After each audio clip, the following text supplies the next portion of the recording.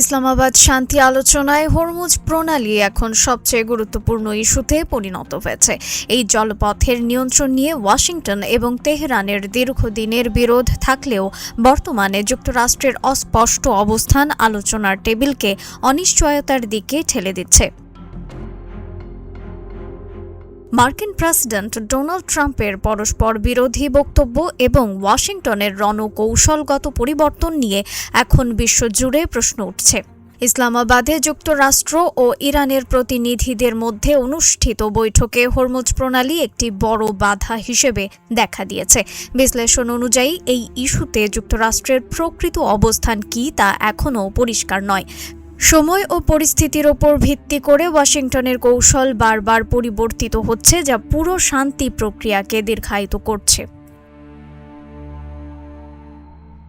মাত্র 10 দিনের ব্যবধানে ডোনাল্ড ট্রাম্প হরমুজ প্রণালী ইস্যুতে ভিন্ন ধর্মী দুটি অবস্থান নিয়েছেন। প্রথম দিকে তিনি মন্তব্য করেন, হরমুজ প্রণালী যুক্তরাষ্ট্রের জন্য তেমন গুরুত্বপূর্ণ নয় এবং এ পথ দিয়ে পরিবাহিত জ্বালানি তেলের ওপর ওয়াশিংটনের নির্ভরশীলতা কম।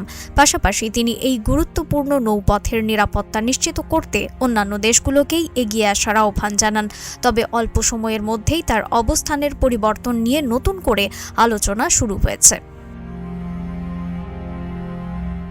তবে এর অল্প কিছুদিনের মধ্যেই ট্রাম্প 180 ডিগ্রি ঘুরে গিয়ে ভিন্ন সুর ধরেন। তিনি এবার দাবি করেন, হরমুজ প্রণালী খোলা রাখা যুক্তরাষ্ট্রের প্রধান শর্ত এবং একটি বন্ধ থাকলে কোনো আলোচনা সামনে এগোবে না।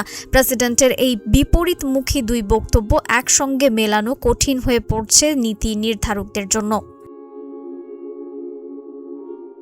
অন্যদিকে ইরান হরমুজ প্রণালীর নিয়ন্ত্রণকে তাদের প্রধান কৌশলগত শক্তি বা বার্গেইনিং চিপ হিসেবে বিবেচনা করছে।